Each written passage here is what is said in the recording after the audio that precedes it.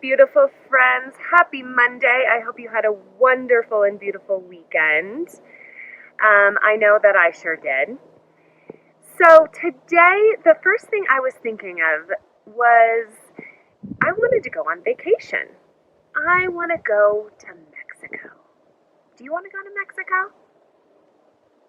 Yeah, that's what I thought. Well, guess what? Miss Trish went to Mexico just last year, and she has an awesome video so that we can take a field trip with her.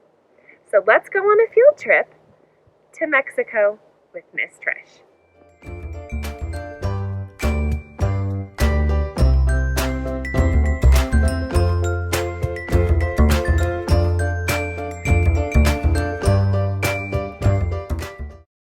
Today, we're taking a field trip to Sayulita, Mexico.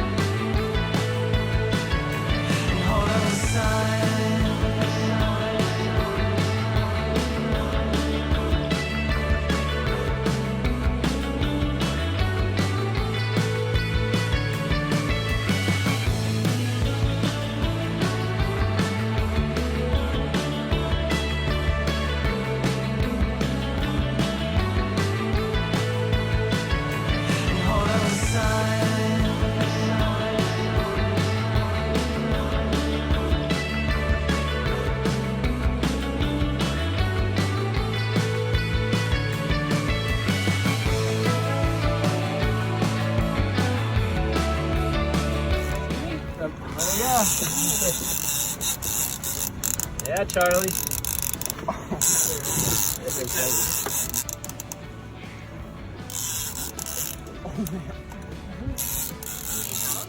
Oh, I think I see it.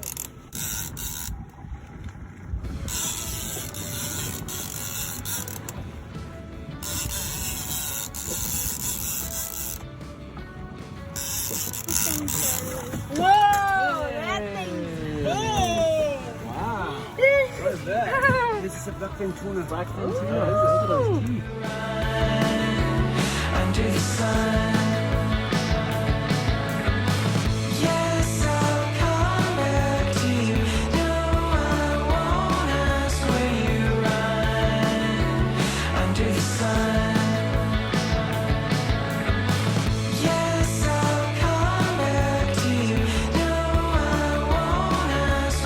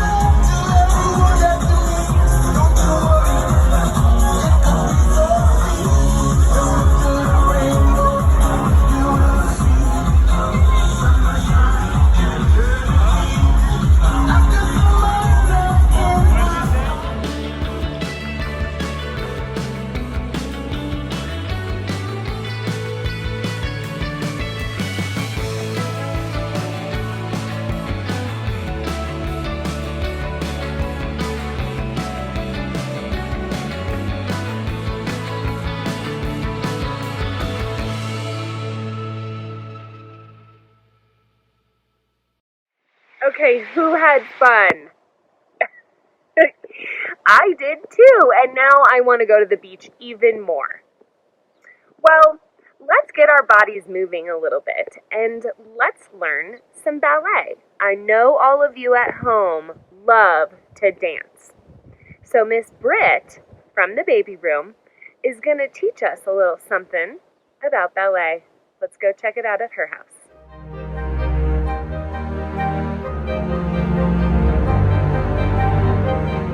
Today I thought I would show you how to do a little bit of ballet. So first we're going to start with the 5 ballet positions. This one is called first position, where you have your feet with your ankles together and your toes spread out to the sides. And then when you go into second position, you spread your feet out apart from each other, about shoulder length apart. And your toes are still pointed out to the sides. And you spread your arms out to the sides too. And then when you go into the third position, you bring your foot, your dominant foot that you're working with, in to meet the center of your other foot and spread your toes up to the side. And the arm that matches your foot comes up above your head. And then when you spread out to fourth position, you move your foot forward and you move your other arm forward as well. And you leave this arm above your head. And then when you go into fifth position, you bring your dominant foot to the toe of your other foot and you bring the arm that's out front up above your head to meet your other arm. First position, second position, third position, fourth position, fifth position. So we'll go through those again. You have first position, second position, third position, fourth position, and fifth position. One more time. First position, second position, third position, fourth position, and fifth position. And then, once you get through all your positions, you can do some pliés. We'll just do demi-pliés, which means you go halfway. A grand plié would be one that goes down all the way. But we'll just do halfway, like this. Plié, plié, plié. Fourth position plié.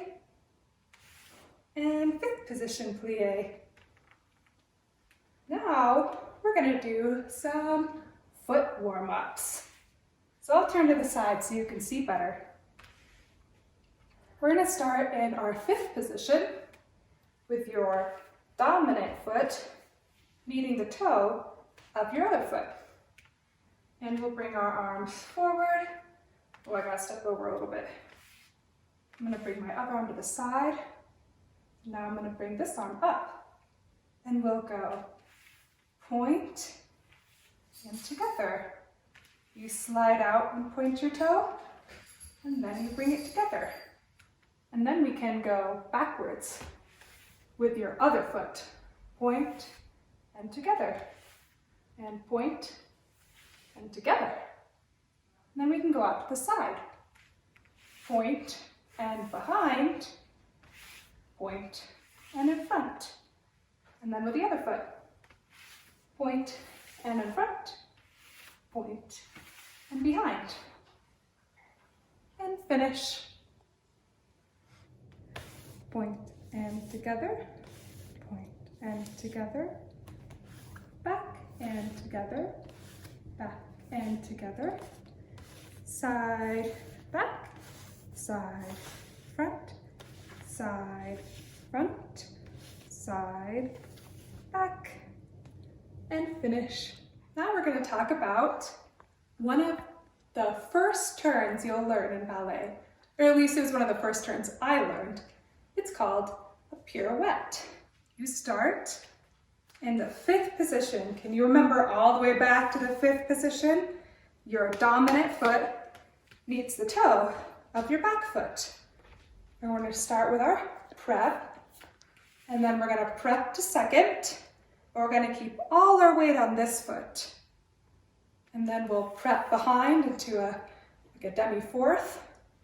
And then when you turn, you'll bring your dominant foot up to meet sort of where your knee is, and then come back down. So now I'm going to turn and show you how it all works together.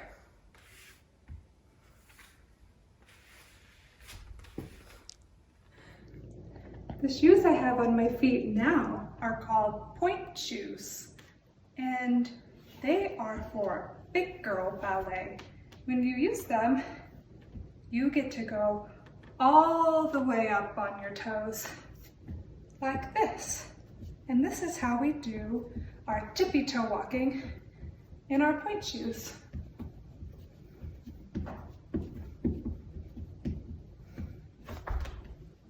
Ta-da! These are what the pointe shoes look like up close. You can see that they have a flat part on the tips of the toes, and that helps you to stand up on them, like so. And this is tippy toe walking, when you're up on your toes. Thanks for watching. Wow, I remember how much I used to love ballet and watching ballet and those beautiful dancers like Miss Britt. And you know what makes me kind of sad? Is that my daughter was supposed to have her ballet performance last weekend, and it made me think of that. And it was canceled because of this. But she loved watching Miss Britt dance, so that was exciting. Okay, so let's follow up with our read aloud today, you guys.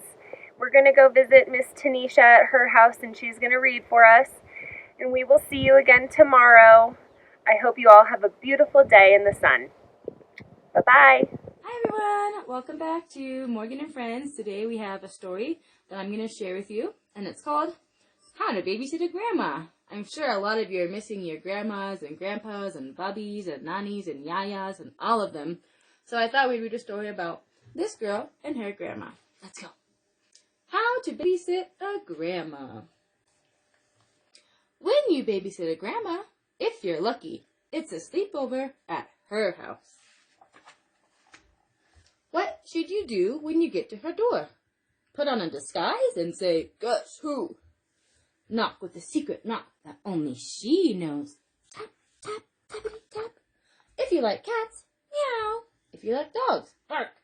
If you like goldfish, what do goldfish do? When she opens the door, shout, "Grandma, your babysitter is here!" Hug your mom and dad and say goodbye. Don't be sad, I'll be home soon. Now, tell your grandma all the fun things you have planned. Here are the things you can do with your grandma. Go to the park, bake snickerdoodles, have a costume parade, go to the park to feed the dogs, do yoga, look at family pictures, go to the park to swing, play hide and seek, make goofy hats, go to the park to slide, have a dancing puppet show, read stacks of books, go to the park to take photos, do puzzles, or play cards. As the babysitter, you need to let her choose. Of course, she'll want to go to the park. What to do at the park? Slide down the bumpy slide and the twirly slide. If she's feeling brave, try the tallest slide of all. Push your grandma on the swing, but not too high. Remind her to pump her legs. Feed the ducks. Show her how to help the shy ones get some food. Don't forget, good babysitters always say, 5 more minutes before it's time to go. Back at home, plan some more fun. How to play with a grandma. Grab 2 microphones and sing a duet. You might want to try You Are My Sunshine or Happy Birthday. Or make up a new song together. Line up all her shoes and play shoe shop. If your grandma likes fancy things, decorate her with ribbons and bows and stickers. Shout, ta-da, when you hand her the mirror. Soon it's time for dinner. Your grandma may be a yummy cook, but share your tricks to make everything taste even yummier. Add sprinkles to everything. Well, almost everything. Arrange the food to make silly faces. Shut your eyes as you take each bite and say, mmm. When it gets dark, take your grandma outside and find the first star. Back inside, snuggle up and read some books. Turn the pages slowly so she can find everything in the pictures. Ask your grandma for stories about when your mom was little. What was my mom's favorite thing to do at the park? Did she ever get into trouble? Was her grandma as fun as you? Teach her how to say, I love you, without making a sound. Point to your eye, then to your heart, and then to her. Now let your grandma choose where she wants to sleep. She can sleep in a tent, or on the floor, on the couch, in the little bed, or in the big bed. If she asks, should we leave the night light on, the hall light on, the door open? Answer, yes, yes, yes. Once you're both tucked in, make shadow puppets. Have your shadow foxes kiss goodnight. If she's missing your mom and dad, tell her they'll be here tomorrow, bright and early. In the morning, when you hear a knock, open the door, dressed up as twins. After you're all packed up, comes the hardest part, saying goodbye. How to say goodbye to your grandma. Let her borrow some sprinkles, some books, some stickers, and some ribbons. Say, I love you, without making a sound. Give her a big hug, and ask, when can I babysit you again? The end.